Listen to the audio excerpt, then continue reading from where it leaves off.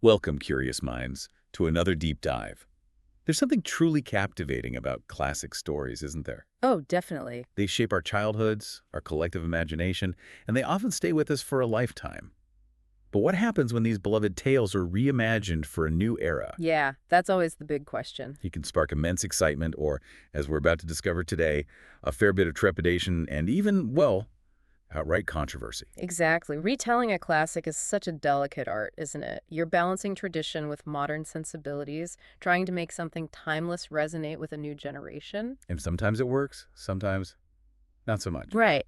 And today we're diving headfirst into a recent, highly anticipated and, let's just say, contentious remake of a very famous fairy tale.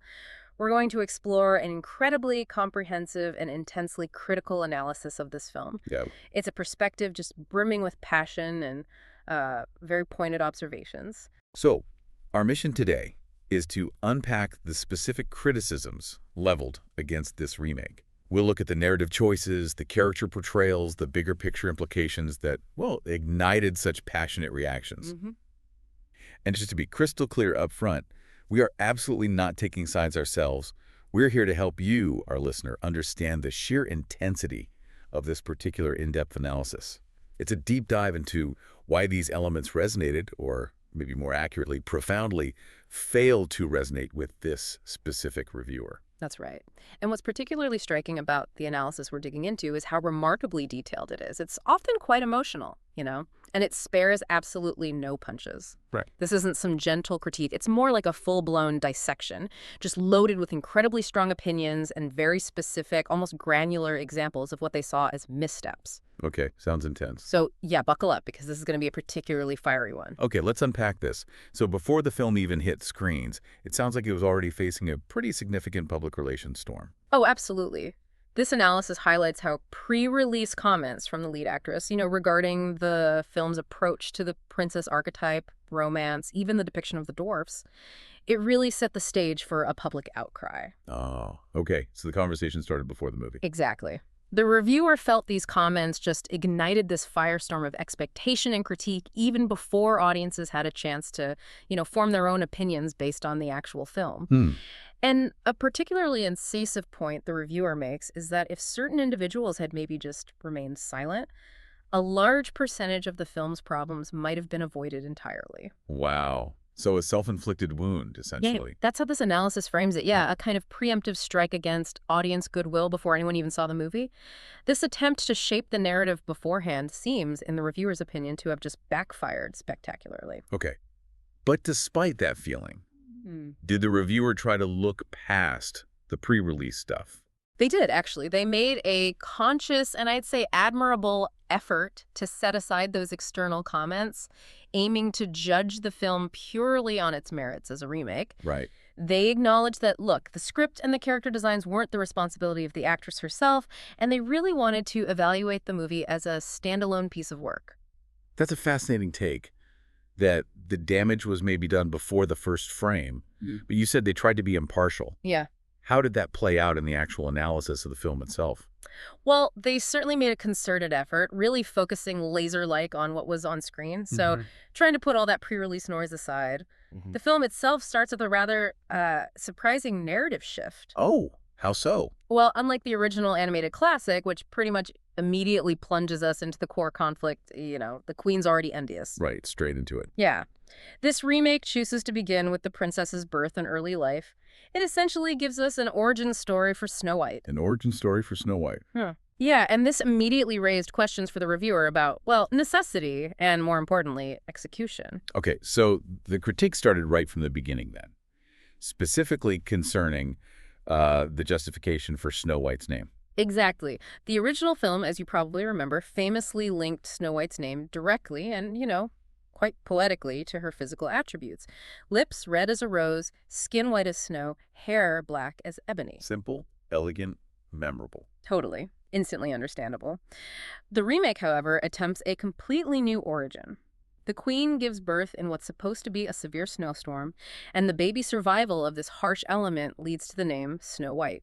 Okay, I can see where this might be going. And the reviewer found this utterly illogical, almost comically so. They questioned, quite pointedly, why not snowstorm? I mean, if the name is supposedly derived from the circumstances of her birth in a storm. That's a fair question. Right. And then they highlight the glaring irony of the parents appearing perfectly comfortable, totally unbothered in their carriage during the supposedly harsh, life-threatening storm. Oh, really? Yeah. It creates this complete disconnect. If the storm is so severe it dictates her name and implies her future toughness, why are the royal parents just casually sitting there? No visible discomfort, no sense of peril.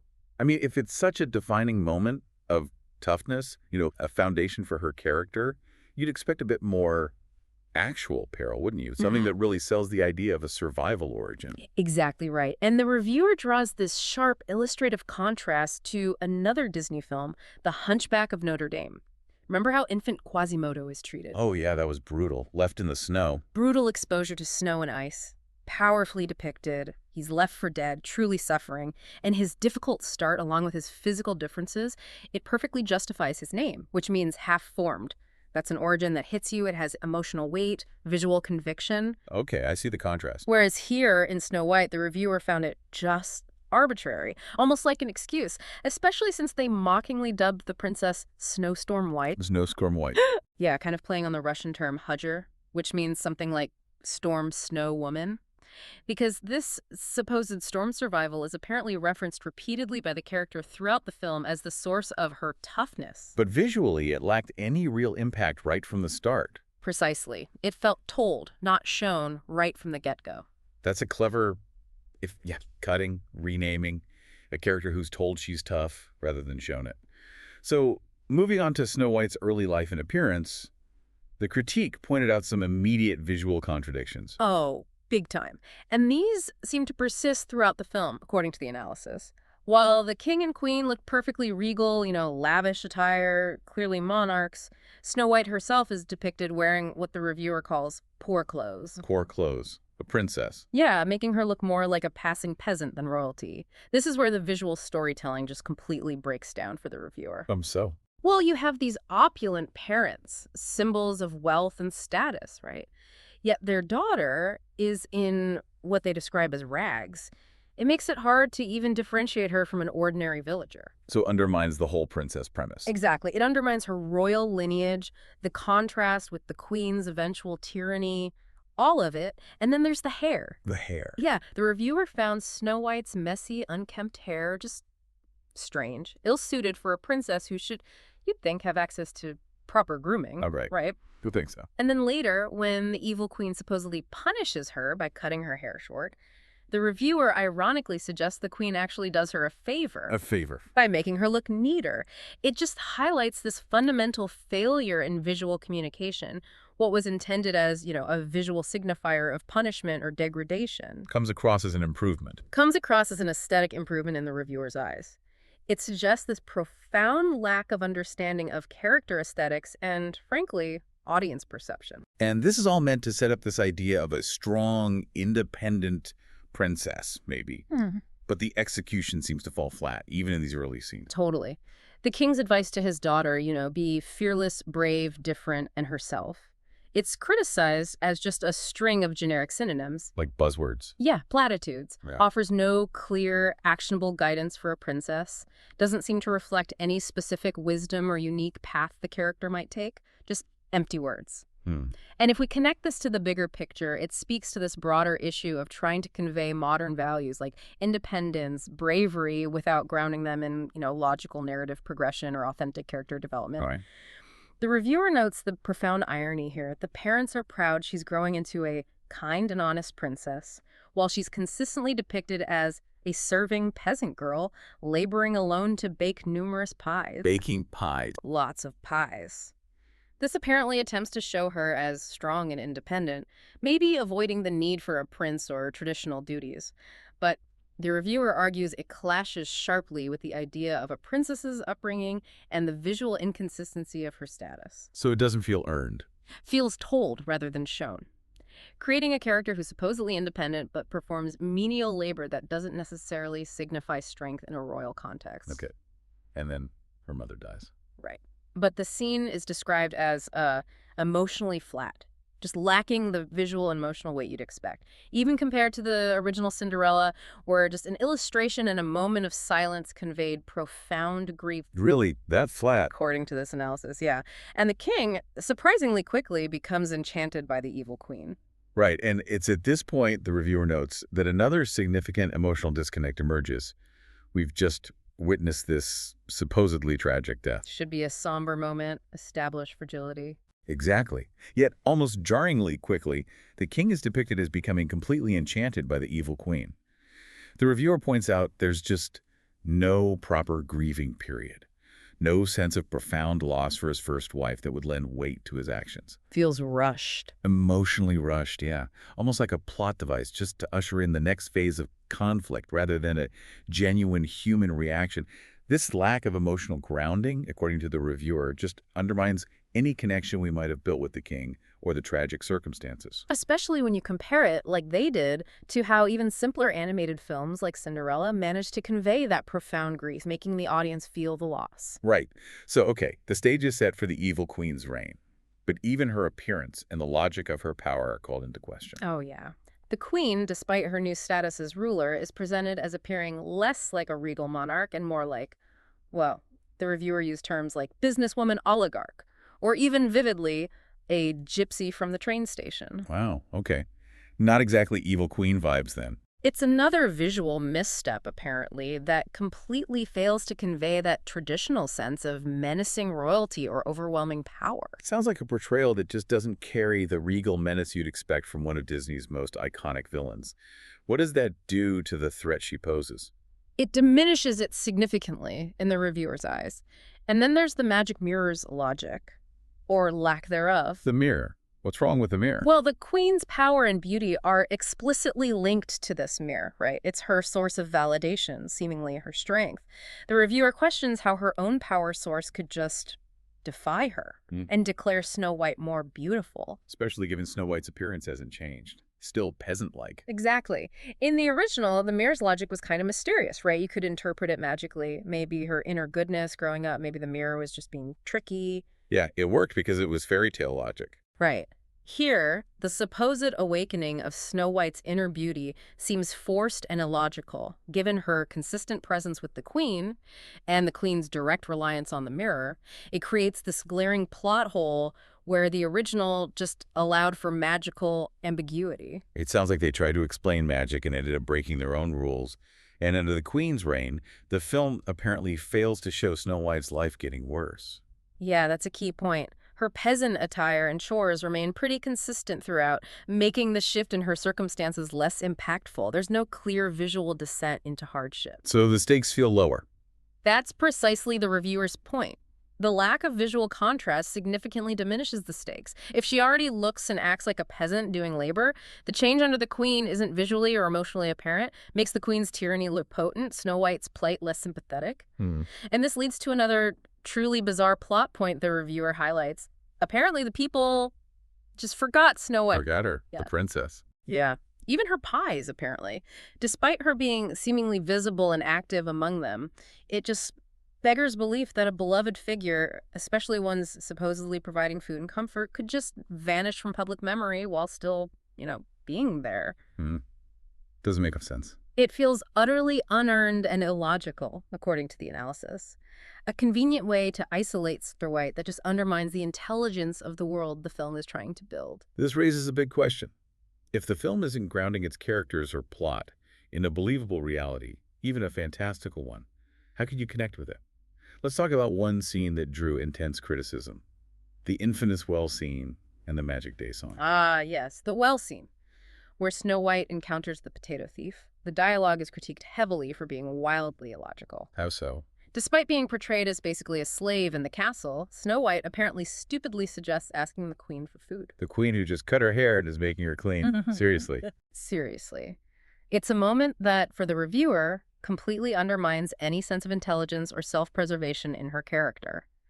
If she's supposedly tough and a survivor and knows the queen is cruel, this suggestion makes her seem incredibly naive, maybe even foolish. Jarringly inconsistent with the strong, independent image they're trying for. Exactly. And what's also particularly problematic, the reviewer highlights, is the song that follows.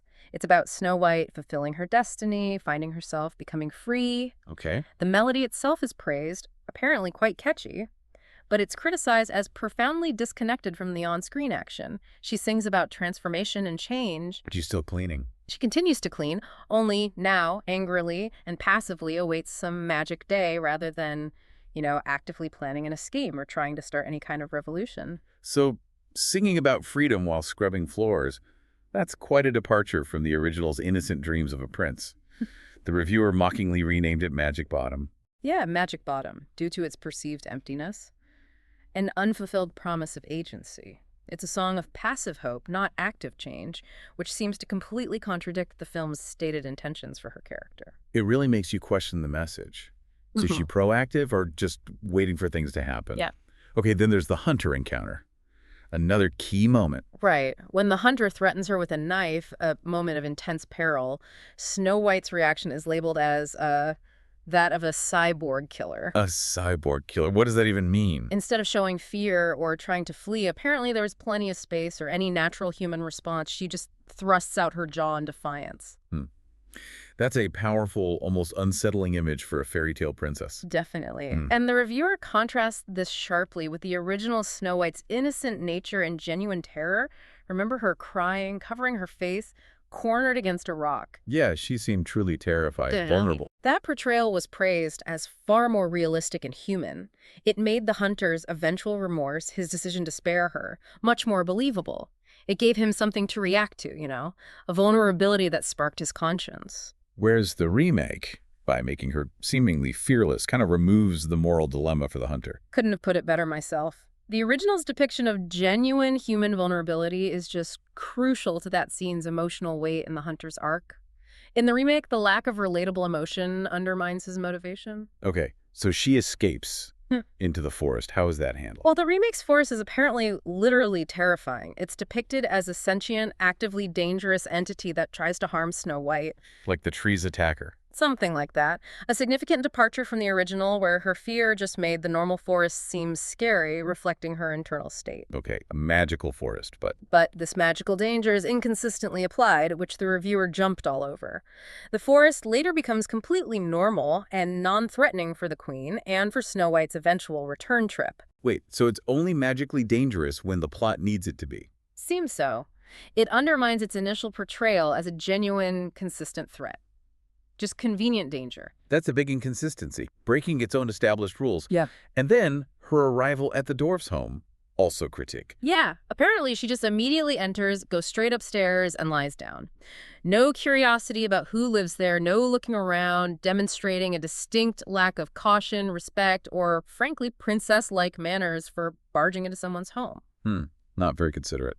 And the reviewer makes a really incisive point here, contrasting it with the original. The animated Snow White, remember, she's initially fearful, she enters cautiously, sees the mess, and what does she do? She cleans it before resting. Meticulously cleans it before resting.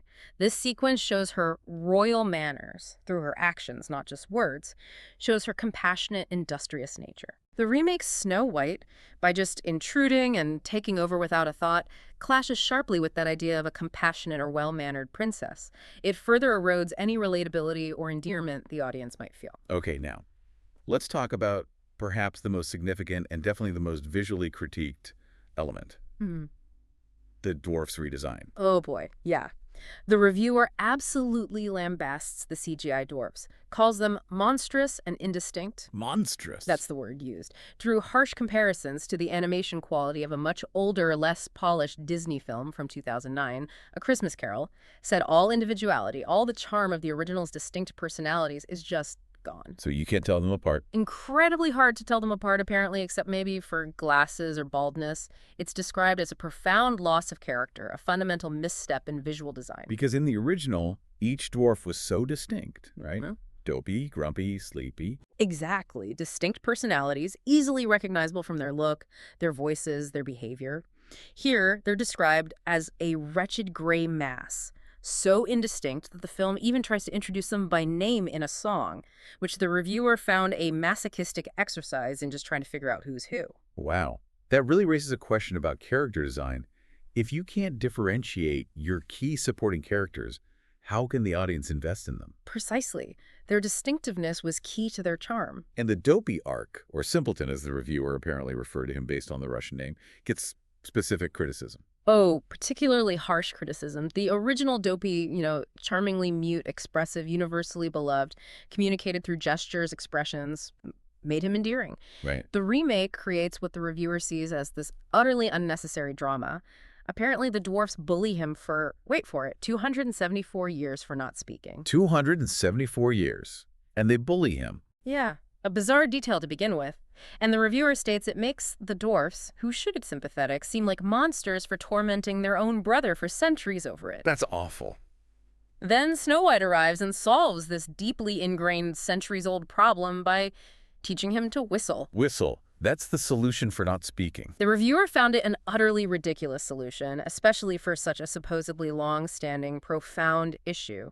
And then, adding insult to injury, even more illogically, he suddenly speaks later. He speaks after just learning to whistle. In full, complex sentences later in the film, with no prior indication of training, effort, not even a magical reason, just boom, he talks. Okay, that makes no sense. Leads the reviewer to seriously question the message about people who cannot speak. A harmful, simplistic portrayal. A rushed, nonsensical resolution to a problem that probably shouldn't have existed anyway. Truly baffling. Completely misses what made the original Dopey so beloved. And what about Grumpy? Or Fortune, the Grumbler? His complex arc from the original, initial mistrust of Snow White to that eventual, almost paternal protectiveness. Yeah, that was great character development. Completely absent, according to this review. Instead, the dwarfs in the remake are depicted as constantly fighting, hating each other, no clear reason for even living together. So no camaraderie. Yeah. Like the washing scene or dancing in the original. None of that. It completely undermines the sense of family and shared community shown in the original. They're just an antagonistic, disjointed group here. And Snow White's role with them. Also heavily critiqued. Instead of joining in, helping clean or cook, like in the original where she famously made them a pie, participated. Right, she pitched in. Here, Snow White is depicted as merely commanding and singing, basically delegating the labor to the dwarves. Oh, really? Yeah. Which, the reviewer argues, further erodes her relatable, compassionate image. Makes her a passive supervisor rather than an active participant or caregiver who earns their affection through her actions. Another instance where her supposed independence is shown through delegating, not doing. It truly sounds like the film just struggles everywhere with consistency, character, plot logic, leading to escalating absurdity. Let's talk about the hunter, who's now named Jonathan. Right, the potato thief from earlier. Mhm. He returns, Snow White encounters him again, and he claims to know nothing of her father, the king. Even though he looks older than her. And should remember the king. That's what the reviewer notes. It's a complete disregard for continuity and basic character logic, and Jonathan's character is criticized for being wildly inconsistent throughout. How so? Initially, he's this selfless Robin Hood figure stealing for his people, but later, Snow White inexplicably dismisses him as selfish. Even after he saves her from an arrow, fights guards, offers to escape with her. Exactly. It's like the writers just forgot his previous scenes or deliberately contradicted his established character for plot convenience. It makes no sense. Okay. And then there's his ludicrous escape from prison. After days of apparent failure, desperation, he and the hunter suddenly escape. How? By talking about hope. Talking about hope gets them out. Apparently. And then, bafflingly, they easily break their chains with a skeleton bone. A skeleton bone. Seriously. That's what the review says. It completely trivializes what should be a difficult, dangerous feat, makes the prior struggle feel pointless, and the resolution utterly unbelievable. A skeleton bone. Wow. The reviewer must have had a field day with that one. It just makes you wonder about the stakes. If escapes are that easy and illogical, is there any real danger? Great question. And speaking of threats, let's talk about the Queen's weakness and her ultimate defeat. The reviewer expresses a complete lack of belief in Gal Gadot as a truly evil, strict, powerful queen. Really?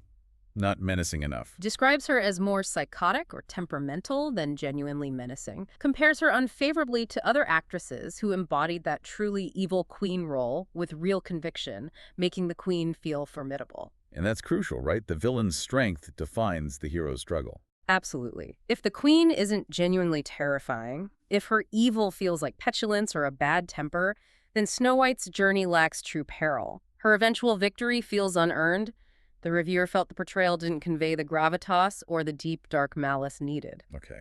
And the apple scene, the iconic poisoning. Deemed bland and prepackaged, completely lacking the art, the terror, the precise magical detail that made the original so chilling and impactful. Oh, that's disappointing. Furthermore, Snow White's decision to eat the apple, despite apparently having a suspicious expression, makes her look stupid rather than naive. So not innocent vulnerability, but lack of common sense. That's the interpretation here. In the original, her innocence made her vulnerable. Here is her apparent lack of basic sense that leads to her downfall, according to the reviewer. So the climactic poisoning, Yeah. the cornerstone moment, loses all its power.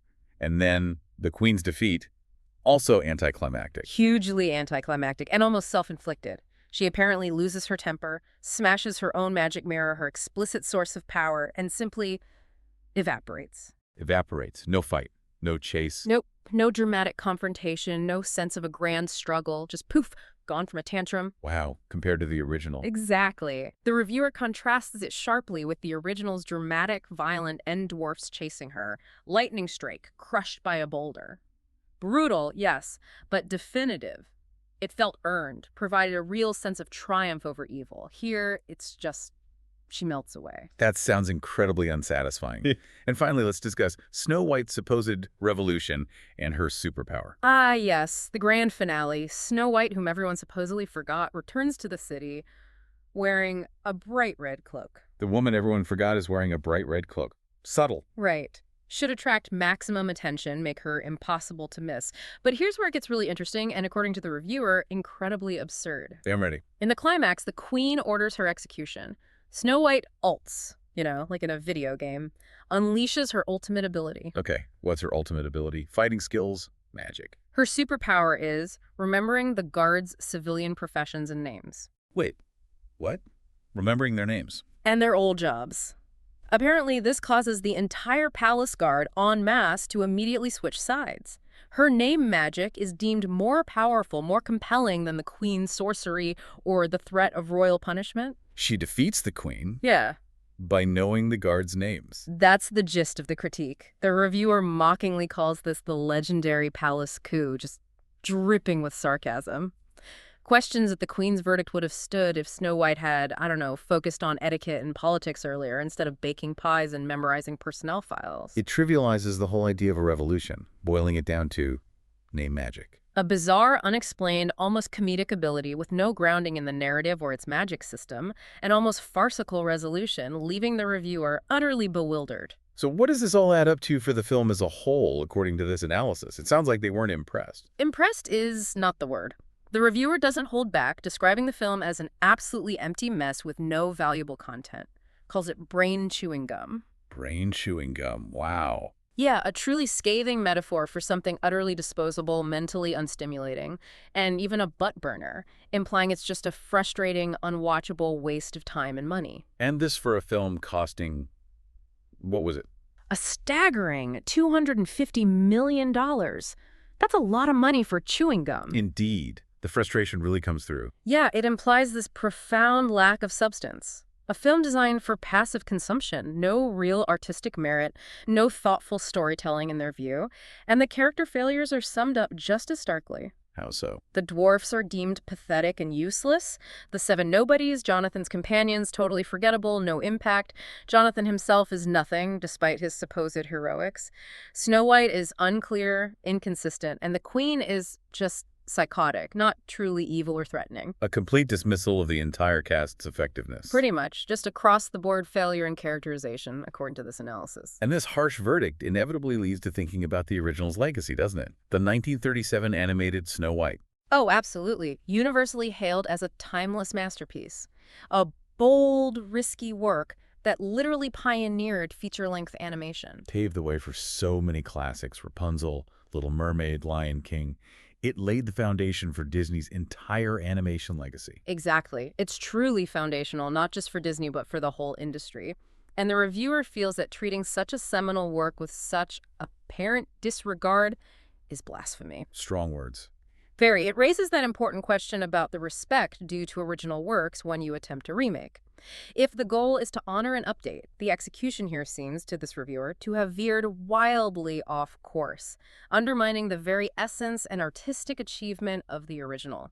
Almost as if the filmmakers didn't grasp why the original was a masterpiece in the first place. This intense analysis also includes a particularly strong critique on Disney's broader approach to remakes, which the reviewer actually posits is Yeah. racist itself. Yeah, and it's really important here to stress this is the reviewer's specific interpretation, and they definitely don't shy away from strong language. Okay, so what's the argument? Their argument is, essentially, instead of popularizing myths and stories from other cultures, creating new, diverse stories, Disney takes well-known European fairy tales, like Snow White, which is German, and just inserts characters of different ethnicities and races. Okay. And the reviewer feels this disregards both European culture and, in this specific case, they mention Latin American culture, for what they see as a superficial form of representation. Okay. That's a provocative viewpoint. How do they illustrate that? They use this vivid analogy. Imagine a film version of the Slavic folk character Snegorocha, the Snow Maiden, deeply rooted in specific folklore but cast with an African actress. The reviewer states this would be absurd, disrespectful to both cultures. Arguing it's not truly uplifting or celebrating diversity. Right. The argument is that this approach doesn't genuinely develop or uplift African or other cultures, which are incredibly rich with their own myths and stories. Instead, it perverts or superficially alters existing European ones without true cultural integration. It's a critique suggesting a missed opportunity for genuine, respectful cultural celebration through new stories. And the reviewer then contrasts this with Disney's previous successes. Exactly. Praising them for authentically portraying diverse cultures through original stories, they point to Moana, based deeply on Polynesian mythology, Coco, beautifully celebrating Mexican traditions. Both huge successes, culturally rich. Right. The Princess and the Frog, immersing us in New Orleans jazz culture, and others like Lilo and Stitch, Mulan, Aladdin, which, while adaptations, were praised for their cultural sensitivity and creating new, beloved cultural touchstones. So the argument is Disney knows how to do this well. That's the point. This approach is seen as truly enriching and respectful. It demonstrates Disney can do cultural representation well when it chooses to create something new and authentic. So this reviewer is asking, if Disney has this proven track record of creating new, culturally rich stories that resonate, why not continue that path? Instead of just recasting and reinterpreting European folklore in ways that, according to them, disrespect both the original source and the cultures being ostensibly represented. Precisely, seen as superficial diversity rather than deeply integrated, authentic diversity. A squandering of creative opportunity in their view. Again, just laying out their specific and very strong perspective here. Understood. So after all that, Yeah. what's the final unequivocal verdict from this reviewer on the Snow White remake? It is deemed, and I quote, a pathetic piece of garbage and a parody, receiving a rating of 0. 0. Wow. No redeeming qualities whatsoever in their eyes. Apparently not. A complete, unequivocal failure. And this raises that question about expectations versus reality and maybe the emotional toll on a passionate critic. How so? The reviewer admits knowing it would probably be bad, but candidly states they had no idea it would be this bad. They recall actually laughing, almost hysterically, with a friend in the cinema as the absurdities just piled up. Laughing. Yeah.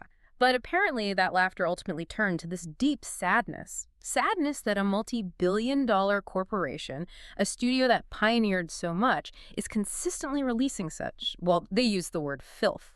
And sadness, in their view, that people seem to no longer appreciate the profound artistry and timeless appeal of the original animated masterpiece, allowing these kinds of remakes to proliferate. It's really a lament for what they see as a significant decline in storytelling quality from a major studio. This has certainly been a particularly fiery deep dive, really dissecting some incredibly strong critiques of this Snow White remake.